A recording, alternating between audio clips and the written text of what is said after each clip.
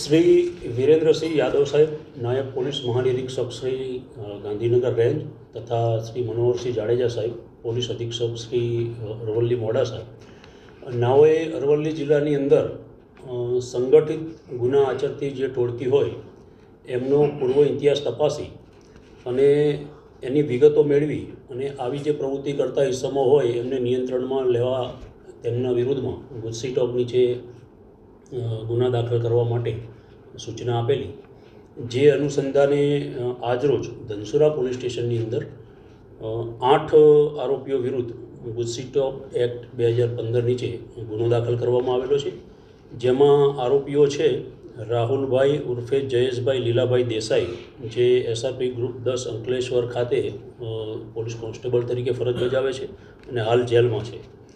બીજા આરોપી છે મૌલિકભાઈ હીરાભાઈ પટેલ, જે વડાગામ ધનસુરાના છે. ત્રીજા આરોપી છે રીધમ દશરથભાઈ પટેલ, જે વડાગામના છે. વિજયભાઈ રઘુનાથભાઈ દેસાઈ, જે જામઠા તાલુકો ધનસુરાના છે.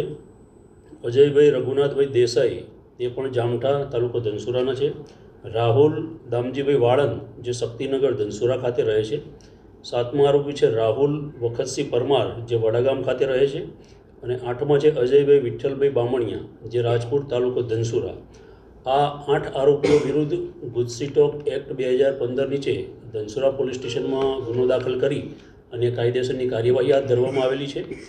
આ જે સંગઠિત ગુના આચરતી ટોળકી છે એ પોતાના નાણાકીય લાભ માટે થઈ અને ગુજરાત રાજ્યની સરહદમાં આવેલ અન્ય રાજ્યોમાંથી ભારતીય બનાવટનો જે ઇંગ્લિશ દારૂ છે તેની ગેરકાયદેસર રીતે પરિવહન કરી, હેરફેર કરી, વેચાણ કરી, સંગ્રહ કરવાની વૃત્તિવાળા છે. અને ગુજરાત નશાબંધી ધારાનો ભંગ કરી અને પોતાના આર્થિક ફાયદા સારું આ જે ટોળકી છે એ ગુના આચરતી આવેલી છે. આ જે ટોળકી છે એમના વિરુદ્ધમાં શામળાજી પોલીસ સ્ટેશનમાં 2, મોડાસા રૂરલ પોલીસ સ્ટેશનમાં 1, ધનસુરા પોલીસ સ્ટેશનમાં 2, ટિન્ટોઈ પોલીસ સ્ટેશનમાં 2 અને મેઘરજ પોલીસ સ્ટેશનનો 1 મળી કુલ 8 ગુનાઓ એમના વિરુદ્ધમાં દાખલ થયેલ છે. આ જે આરોપીઓ છે એમના વિરુદ્ધમાં ગુજસી એક્ટ 2015ની કલમ 3(1)(2), 3(2) તથા 3(4) મુજબ ગુનો દાખલ કરવામાં આવેલો છે. આ પૈકીના આરોપી નંબર 1 છે જે હાલ જેલમાં છે. એ સિવાયના જે 7 આરોપી છે એમને LCB દ્વારા રાઉન્ડ અપ કરવામાં આવેલ છે. અને આ ગુનાના કામે આરોપીઓ વિરુદ્ધમાં પ્રાથમિક પુરાવા મેળવી અને સરકાર તરફે Shri MS Jhala, LCB PI Aravalli મોડાસાના હોય, સરકાર તરફે ગુનો દાખલ કરાવેલ છે. કેટલા સમયથી આ લોકો આ ગુનો આચરતા? કાયદાની જોગવાઈ મુજબ આ લોકો જે છે એમના વિરુદ્ધમાં છેલ્લા 10 વર્ષની અંદર 3થી વધુ વર્ષની સજાવાળા જે ગુના હોય અને 2 કે 2થી વધુ ગુના જે દાખલ થયેલા હોય એમની આ સંગઠિત ટોળકીમાં પરિભાષિત કરવામાં આવેલા છે.